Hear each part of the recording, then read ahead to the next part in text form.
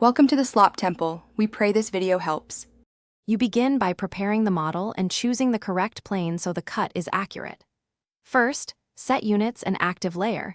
Make sure your view aligns with the intended section.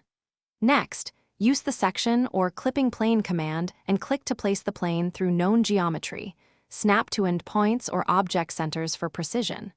Once the plane is placed, adjust its orientation numerically if needed, and save an incremental backup, so you can revert if the first cut misses important detail. You now refine the raw cut into usable section geometry. First, convert the intersection into curves using project or Boolean split, so the section line is explicit. Next, trim or split faces and solids to isolate the section plane.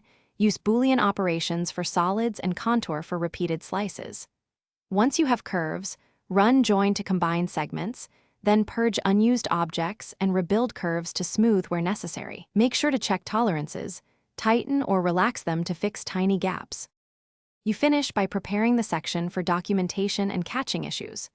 Offset or hatch the final curves, add dimensions and labels, and group or block the section for layout placement.